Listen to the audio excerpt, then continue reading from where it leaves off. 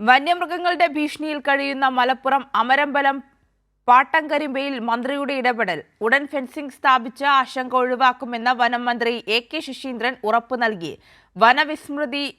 വിസ്തൃതി കൂട്ടുകയല്ല സർക്കാരിന്റെ ലക്ഷ്യമെന്നും മന്ത്രി പറഞ്ഞു.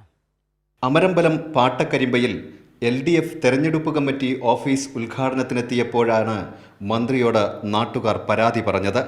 വന്യമൃഗങ്ങളുടെ ഭീഷണിക്ക് പരിഹാരം കാണണമെന്ന് ജനപ്രതിനിധികൾ പറഞ്ഞു. ഇവിടെയുള്ള ജനങ്ങൾക്ക് ഇത് വളരെയധികം ദുരന്തമാണ് ഉണ്ടാകുന്നത്. കാരണം ഒരു വശത്ത് കുറച്ച് വീടുകൾ മാത്രമാണുള്ളത്. അവിടെ എന്ന് പറഞ്ഞാൽ കൂടുതലായിട്ട് ഭൂമിയുള്ള ആളുകളും കുറച്ച് വീടുകളും മാത്രമാണ്. അപ്പോൾ അവർക്ക് ഇനി എങ്ങനെ ഇവിടെ ജീവിക്കാൻ കഴിയും, അല്ലെങ്കിൽ ഇതിനെന്താണൊരു പ്രതിവിധി എന്നുള്ളത് അറിയാൻ വലിയ ആകാംക്ഷയിലാണ് ഇവിടെയുള്ള ജനങ്ങൾ. ഇവിടെ ഫെൻസിങ് കുറച്ചിട്ടുണ്ട്, എന്നാലും ഇവിടെ കോളനിയിൽ ചുറ്റുവട്ടം ഇടണമെന്നാണ് ഇപ്പോൾ അവിടുത്തെ അന്തേവാസികൾ പറയുന്നത്.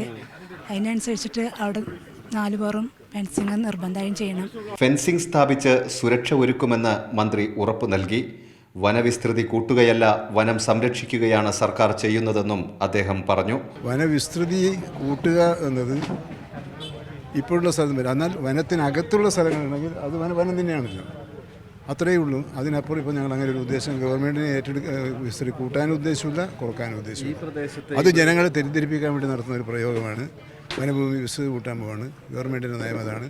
ഗവൺമെൻറ്റിൻ്റെ നയം അതിൽ നിന്ന് മുഖ്യമന്ത്രി പലവട്ടം വ്യക്തമാക്കിയിട്ടുണ്ട്. ഏറെ നാളായി ആശങ്കയിൽ കഴിയുന്നവർക്ക് ആശ്വാസം പകർന്നാണ് മന്ത്രി മടങ്ങിയത്. CPIM നേതാക്കൾ അനിൽകുമാർ, ഗഫൂർ P. ലില്ലീസ് തുടങ്ങിയവർ പങ്കെടുത്തു. കൈരളി ന്യൂസ്, മലപ്പുറം.